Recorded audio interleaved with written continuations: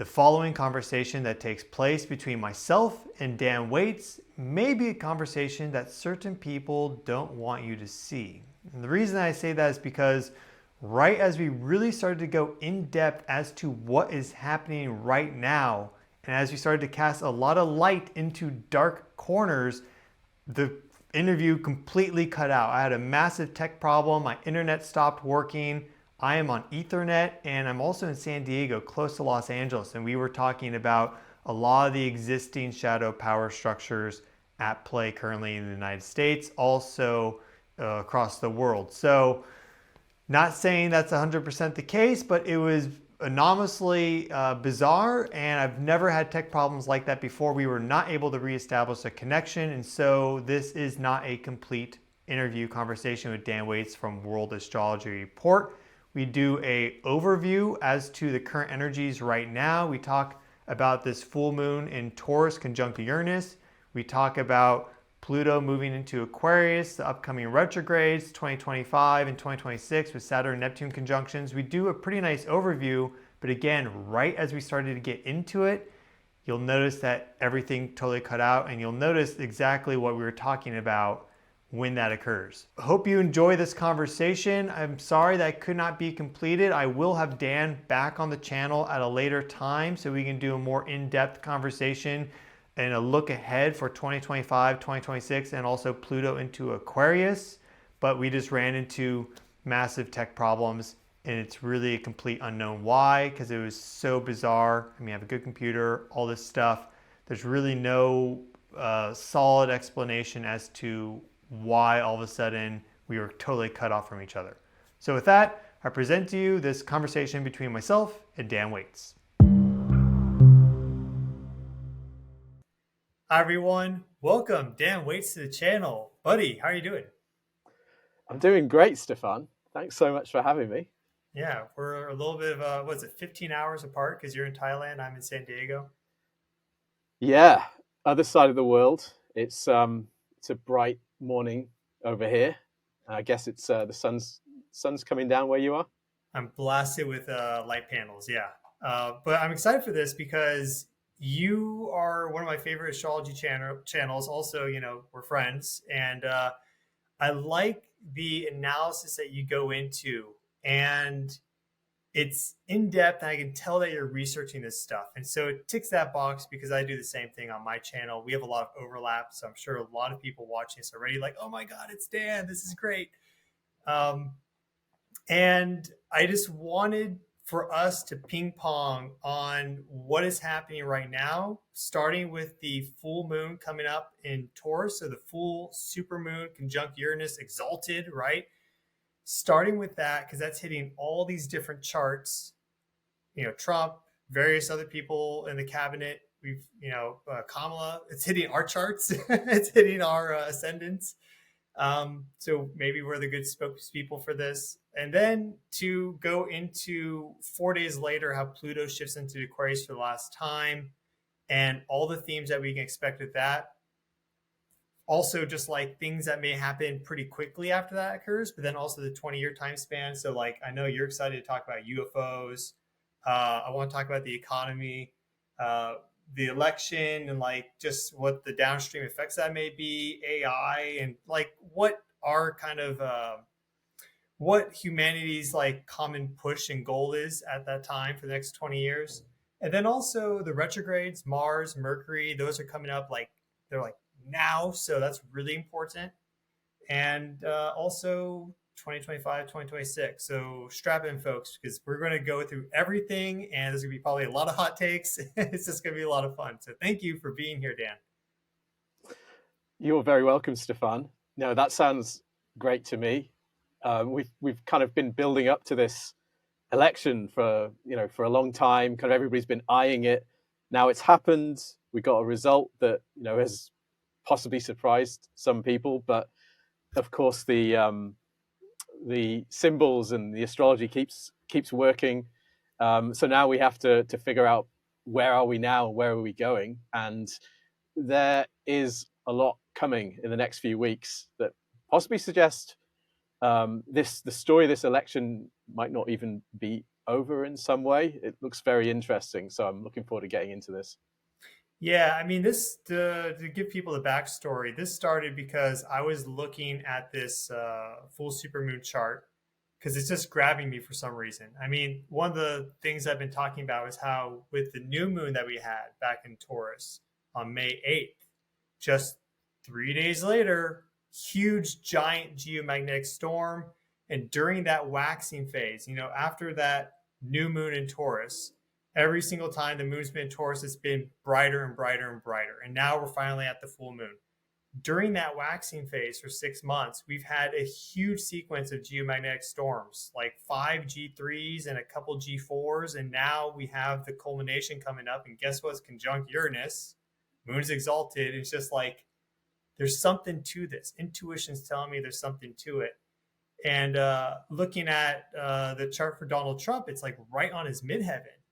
And so we texted about that. And I was like, is this like, if there are these deep state factions, you could say, like this time's running out to like remove the political power that's now coming in, right?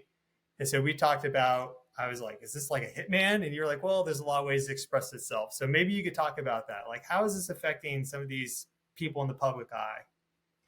Yeah, great question. I mean, so we have this full moon that's really tightly conjunct Uranus.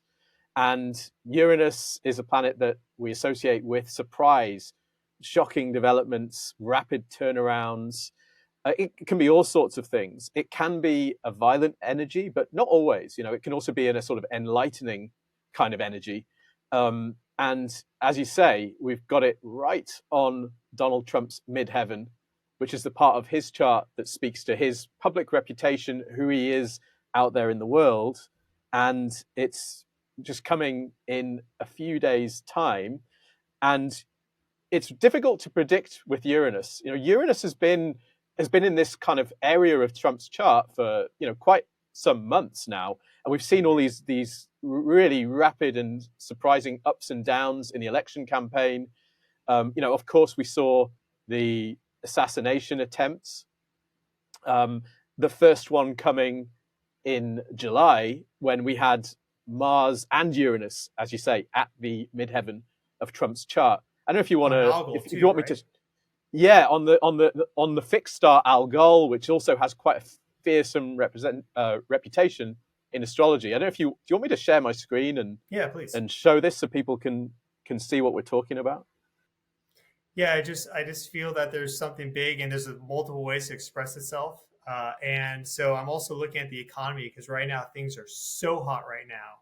And Taurus Scorpio, that axis is about like the finances and the economy and things. And I want us to talk about that a little bit later, but we'll start here because this is like, I mean, what, eight arc minutes off or 9 arc minutes off from his midheaven? It's crazy. Yeah, so this is Donald Trump's chart. You can see, there's a little bit of doubt about the exact time, but let's just use this chart. I have the chart given for 10:54 a.m. So we have an ascendant at the final degree of Leo, and his midheaven is up here. This MC, 24 degrees, Taurus, 9 minutes, might be slightly different, but it's roughly around there. We're pretty sure of that by now. So if we then bring in what the planets are doing now. In fact, actually, let's just bring in the chart for that new moon. Yeah, the full moon. Full moon, sorry. Yeah. Yeah, I like this program, how you can nicely layer that. Makes these conjunctions really pop out, or squares in the aspects. Yeah, it's really nice to look at. So here's the full moon. You can see it's at 24 degrees exactly of Taurus, and it's just over 1 degree from Uranus. So full moons tend to be quite energetically loaded moments anyway, but we have this moon really close to the planet of like surprising developments, shocks, things you didn't see coming.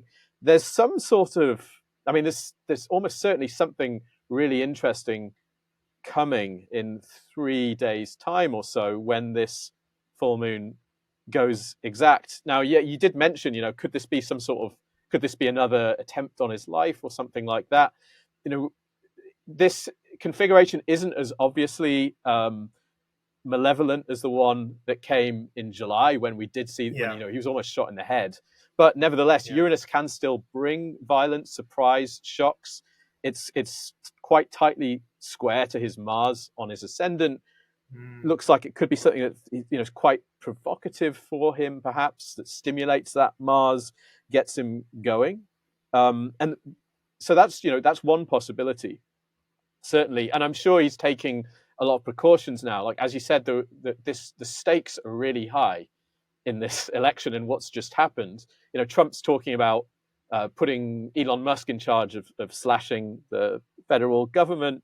He's going to be putting RFK Jr. in charge of the FDA potentially. I'm sure Big Pharma is not going to be particularly keen on that. He's mentioned opening up the JFK files, and presumably he'll Yeah. also want to investigate. He'll also want more transparency and investigation around the assassination attempts on him personally. So the stakes are so high, and it's hard to imagine that there isn't a lot going on in the background. The other thing about this full moon is it's not just Trump's chart, it's also hitting Kamala Harris's chart. It's also activating the US Sibley chart, the chart for the US itself, JD Vance, all the figures who are involved in the election pretty much. So there's something on the way. There's something interesting in the post in a few days' time. It's hard to know with Uranus exactly what it will be. I mean, also just a reference because I think, my audience is a little bit more awakened than normal. A lot of this is just like political theater, right? And I think if you're on your sole purpose life mission, then all this is kind of not that important. But I think it is also good to have your pulse on these things a little bit, not too much, but to just be aware and observant of what's happening around you. And so that's why I wanted to talk about this. Also, what you're not showing with your double chart there is that Jupiter, I believe it's at 19 degrees right now of Gemini. Maybe it'll be at 18 degrees by the time of this full moon, but that is basically exactly on his Uranus, his natal Uranus. So that's really interesting too. Yes.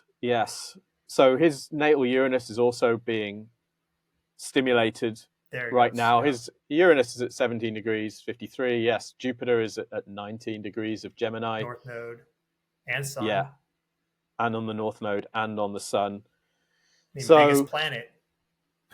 biggest planet, yes. And that Uranus, there's so much Uranian energy connected to Trump right now. I mean, he did pull off one of the probably what's going to go down as kind of one of the most incredible political comebacks in history.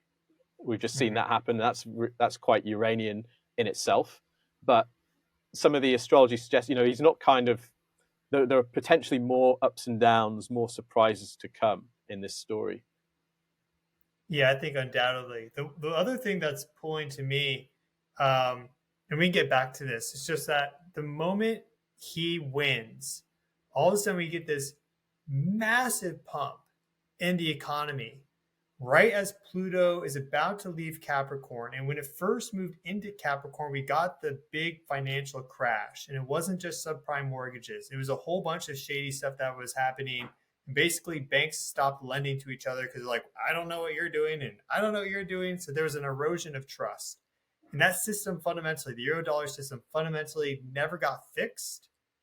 And now we have these decentralized currencies born out of that, specifically Bitcoin in 2009, but others then following, born out of that, acting as big competitors. And for example, Bitcoin has its Jupiter at 29 Capricorn. That's where Pluto is right now. They're going nuts.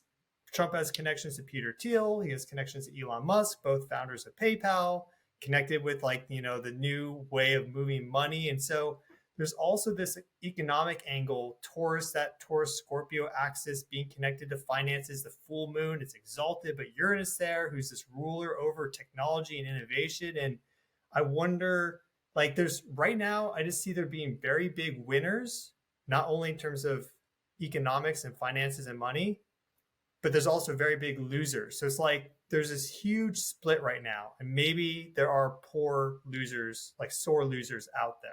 That's kind of just my my feeling. Yeah, I think that's probably on the money. I mean, we can see it with our own eyes. We've seen some of the things that have happened in this campaign. We've seen attempts on Trump's life. I'm a little bit skeptical of the sort of lone nut theory about what happened, particularly with these Hmm. with the first actually both of these attempts. So I think there are forces that have a lot at stake, and it's not really. It doesn't make sense to me that they're kind of just going to take this lying down. I think I'd be looking out into the world to see if there are things that might happen that somehow make things more difficult for Trump or change the scenario somehow. As you mentioned, there's a ton of money involved in this. I think there are different. We can see that there are different factions, perhaps were aligned with the different candidates. As you say, there were these figures like Elon Musk, obviously, and Peter Thiel, who JD Vance worked for, and I think he's been kind of in the background quite a bit with Trump. This is a kind of maybe a sort of technological transhumanist kind of faction. They Hmm. obviously represent big financial interests, but there were other financial interests I think that were lined more up behind the Harris campaign. I don't think it's. I think there were. I think the so-called deep state will probably can and will sort of move and maneuver behind kind of different candidates. It's not quite. I don't think it's quite as sort of black and white as some people sometimes think it is. But clearly, there are certain factions that were allied with one of the campaigns and other factions with with the Trump campaign. So when there's this much at stake, and we've already seen with our own eyes what can happen in the world, it's hard not to imagine that there'll be more moves.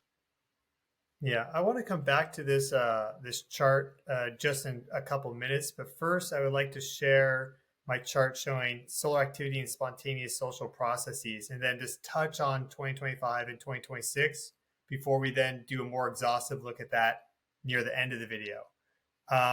Because this is a big factor right now in the background. And it doesn't mean it has to occur, but it's also looking kind of likely. So I just have to, I can just share this entire screen here. Okay, so here is a chart from a research paper. You can see the DOI there in the bottom corner. This is based, we have our solar activity, which is our wolf number, basically sunspots. Uh, it's like a yearly sunspot number, the average.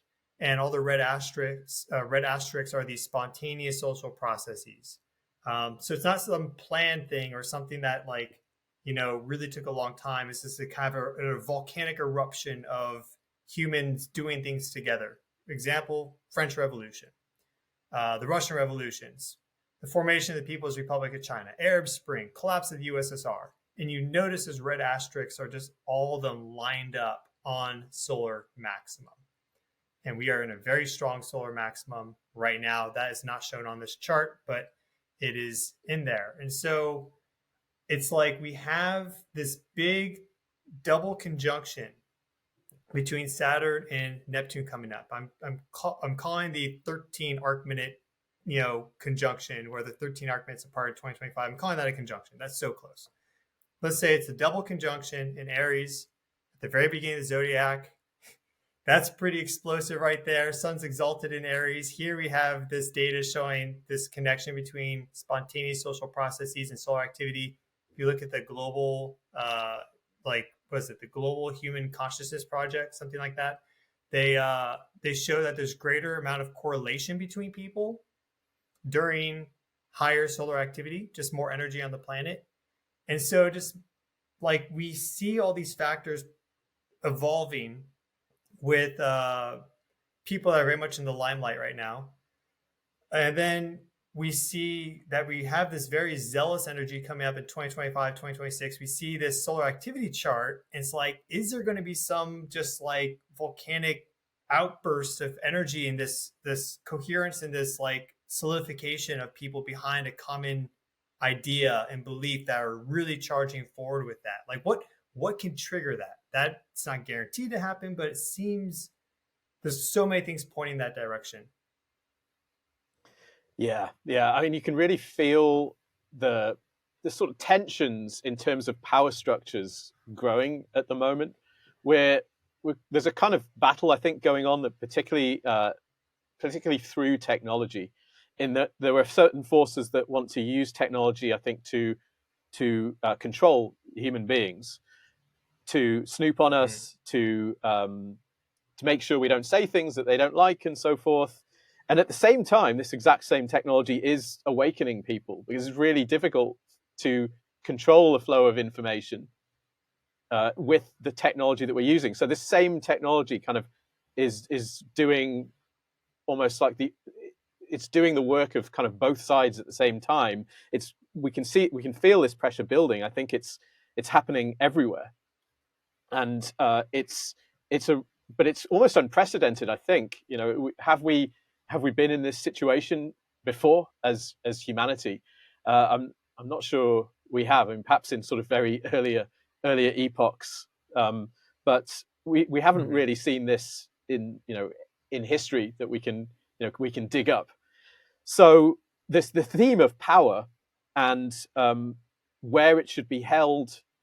Is it going to be concentrated at the top by old institutions, or is it going to be more distributed? That's the kind of the big question, isn't it? And you can feel, you know, with Pluto moving into Aquarius, the sign of the group, the sign of the collective, that that does, I think, augur pretty well for power actually ending up being dispersed. This is Aquarius is not a sign that really signifies centrality.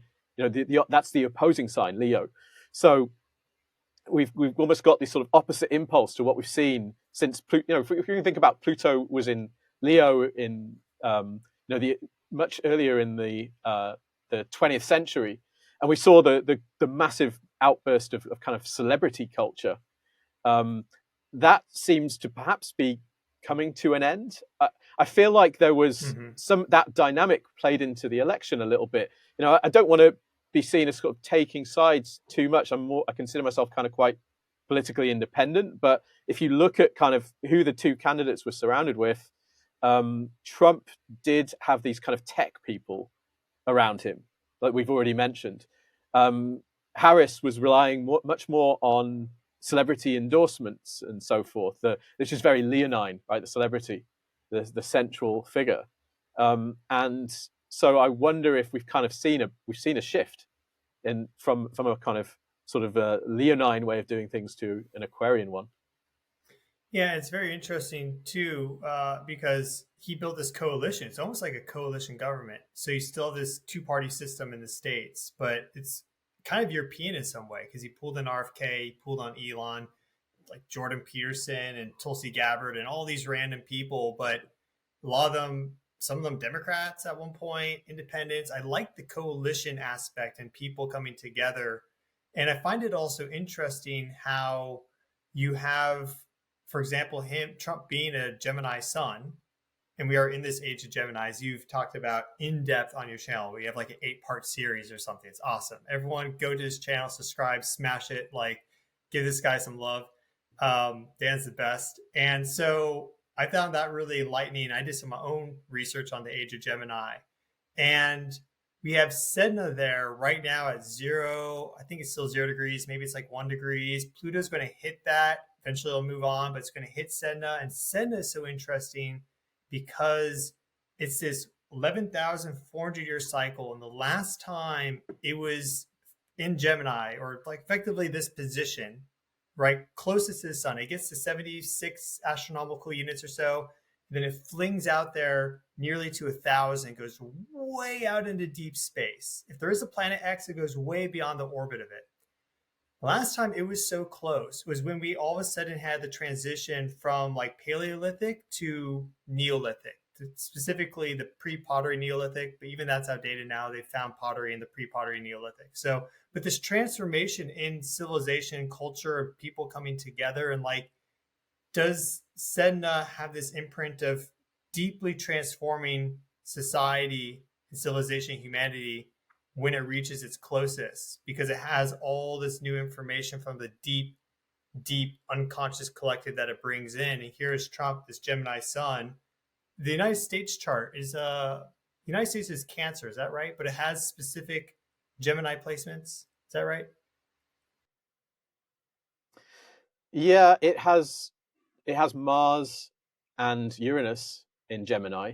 So one of the things that we've seen that's kind of over and over again has kind of brought big resonances in US history is Uranus entering Gemini, which is what it's about to do next year. This is one of three big outer planet sign changes we're getting next year. One of them is Uranus. The US, the Sibley chart, which is the chart for the US that I tend to favor, has Gemini as the seventh house. As I said, Mars and Uranus in that sign. Uranus is an 84-year cycle, and we've seen over and over that the US has engaged in these big transformative armed conflicts when Uranus has gone into Gemini that kind of really ended up redefining the US, and the US, the country's institutions were reshaped. That's sort of a cyclical resonance that we're about to enter into as well. So the stimulation on Gemini is really interesting. One of the reasons I talk about this as being an age of Gemini is that conjunctions of Pluto and Neptune are happening in Gemini. These conjunctions come every 500 years. They're very powerful. They completely redefine structures of power and belief in society. And the last conjunctions of these planets happened at 8 Gemini. 8 degrees and change of Gemini, one at 7 degrees and change. And so Uranus is going to reach that degree in, I think, 2027. That's, I think, going to be really transformative as well for the United States. We can get into sort of what might be coming, but there are other indications that this period that we're about to enter into is going to leave the world completely different in a way that other transits haven't done pretty much ever. Another factor that I've been looking at is Pluto and coming out of bounds.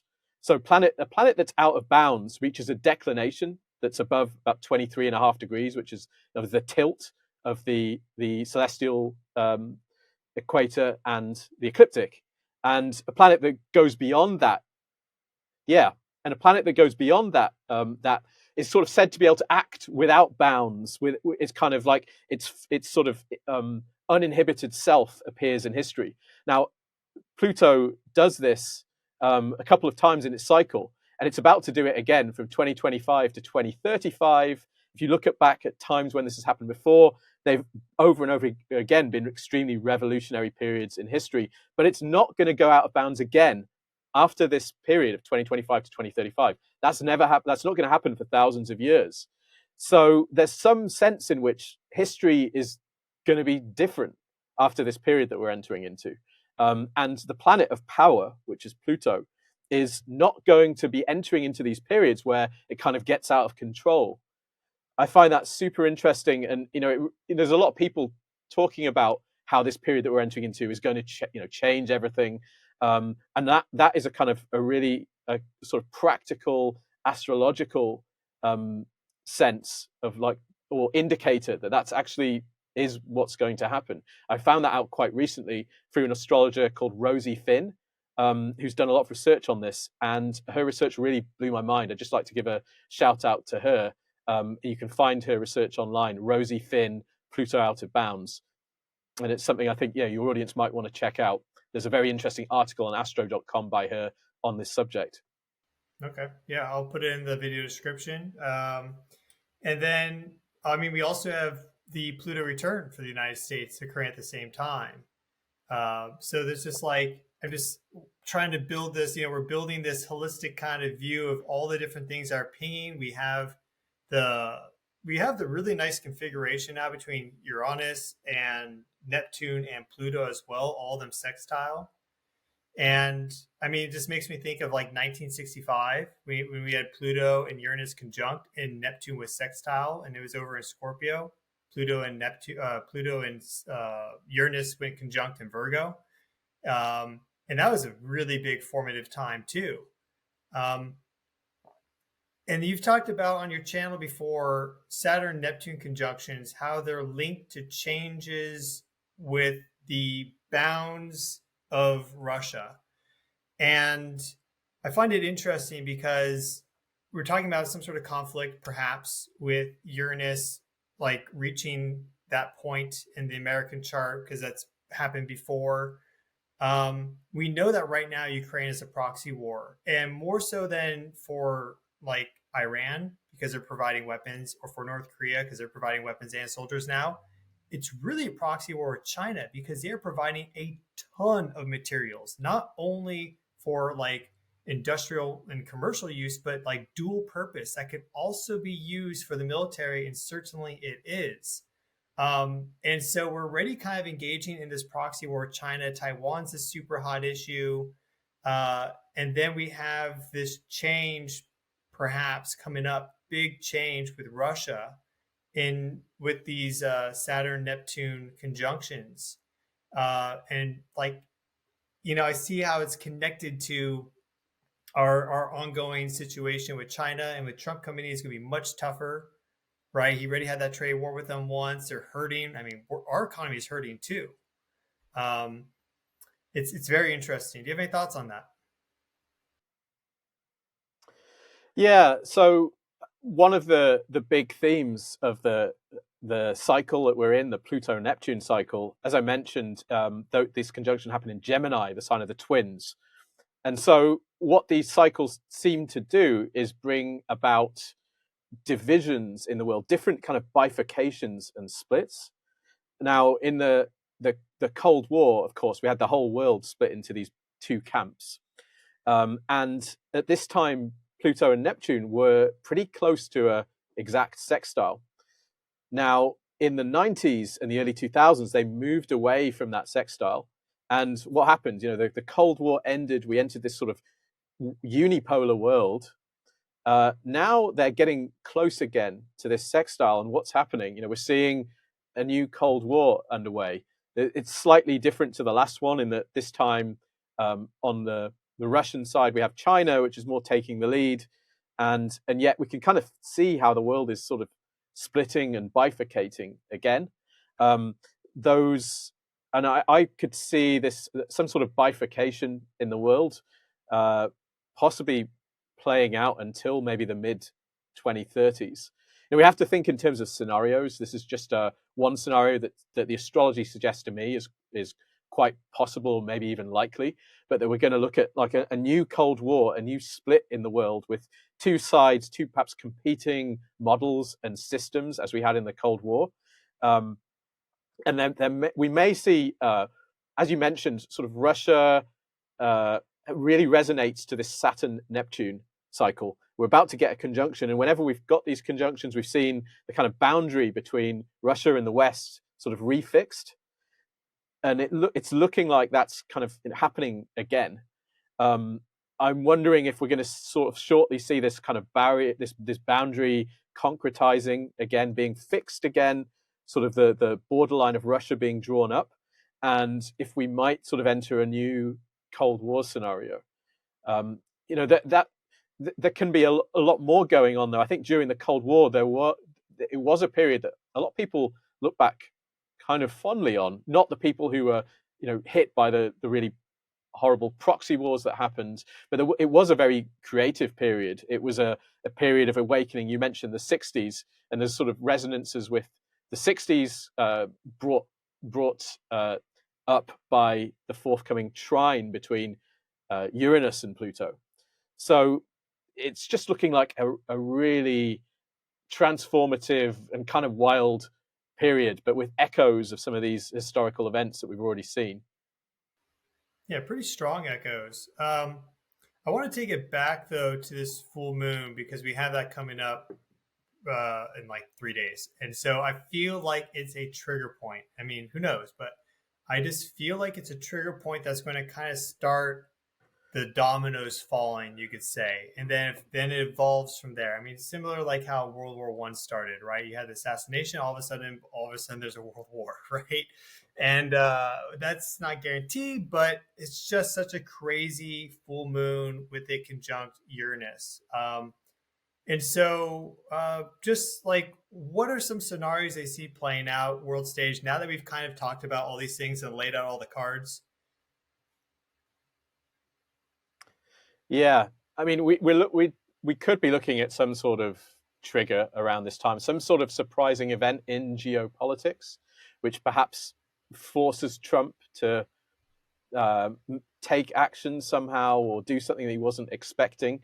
Uranus. The We have these two, so arguably two proxy wars happening in Ukraine, and then we have the war in the Middle East as well. Both of these conflicts, I think we can all partly attribute to Uranus being in Taurus. Taurus is a part of the world that the Middle East, Russia, Ukraine, these kind of places kind of resonate to. We've had Uranus, planet of disruption, in Taurus. We saw these wars breaking out in these parts of the world, and also kind of signified by eclipses in Taurus as well. Yeah. Taurus, Scorpio. You're always kind of piling signatures up in astrology, and kind of when you sort of get a pile of big signals, that's kind of when you know something's going to happen. We've got this full moon again, conjunct Uranus. It could well put the spotlight on Ukraine or Israel, I think. As you, I think, mentioned, well, I've heard people talk about how the sun in Israel is actually very close to this full moon. If you look at the Israel chart, I can maybe bring that up actually if you want, so people can see what I'm talking about. We've also been having some stuff happen in Cuba, and it's like hitting that chart too, which is interesting. So, I mean, we don't need to spend much time there. We can do that later. But magnitude 6.8 earthquake, power outage a month before that, hurricane swept over. Like, sometimes it expresses itself very obviously. Yes, absolutely. So, if you can see the chart I've brought up, this is the chart for Israel. We can see that this full moon conjunct Uranus is very close to the sun in the Israel chart, and so it's hard not to be a bit worried about what could be coming. Is Israel going to use the election of Trump to do something, or to take some kind of action that sets that region even more aflame than it already is? We also have, of course, like looming in the background, we've got this the theme of Iran as well. There's quite a reasonably sort of high possibility that conflict could be brought to bear, especially given that Trump is a kind of very vocal supporter of Israel. Might they potentially use his election to take some action against Iran? We've already seen how Iran and Israel have started attacking each other directly rather than through proxies in the past year or so. So this is another potential flashpoint. We're just seeing a lot of things heating up.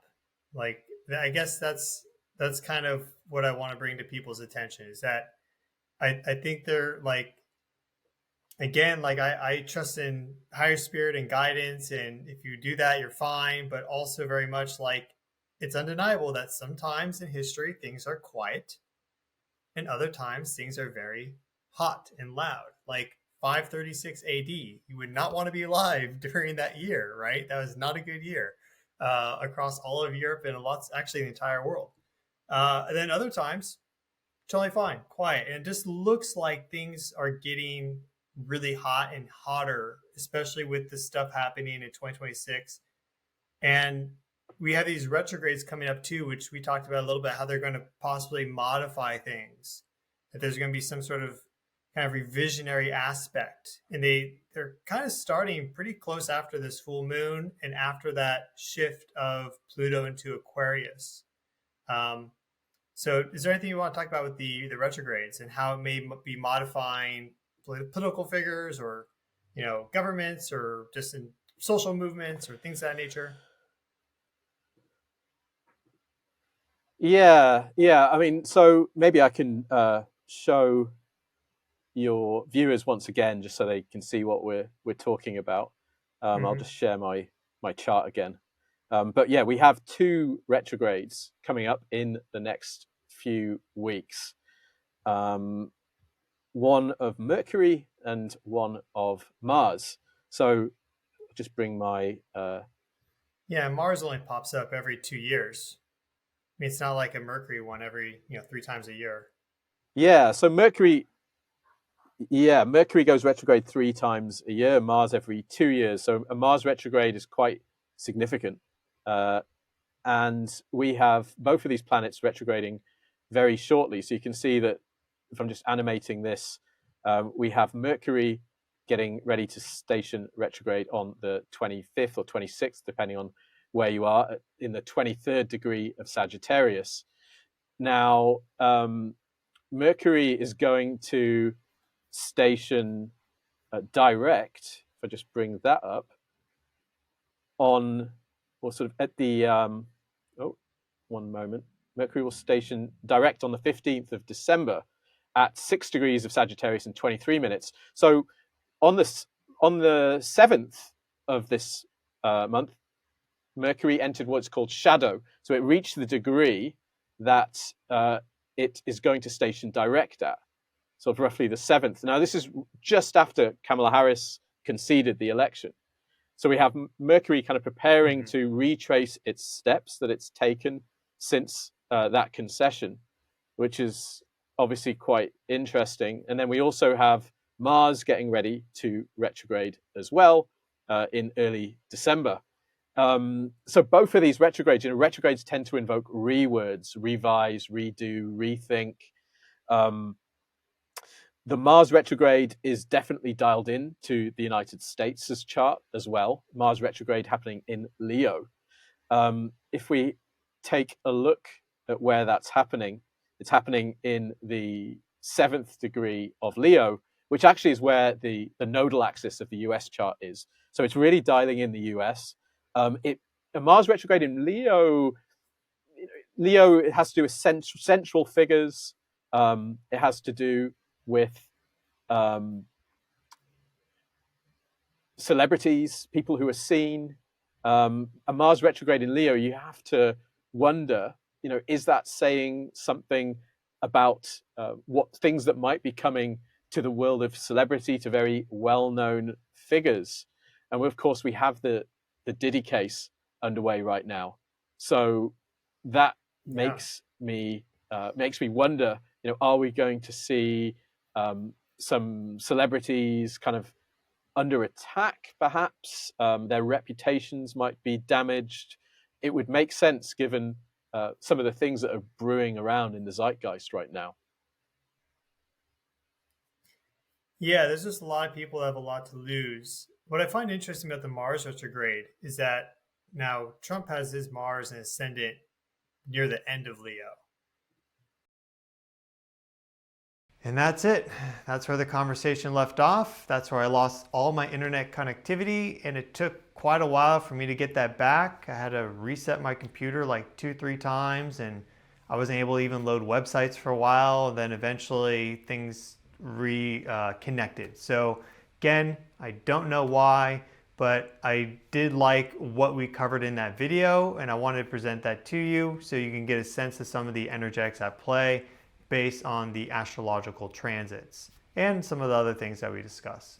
So if you liked the video, please click the thumbs up, subscribe to the channel if you have not done so already. Make sure to give Dan a follow at World Astrology Report. That is his handle for YouTube. Also, his website is www.worldastrologyreport.com, and he has a special members forum and extended videos that he hosts on that website. So you can also give that a look if you are a fan of Dan and his material. I will be back with more. Wishing you all well. Have a great day, and I'll see you all in the next video.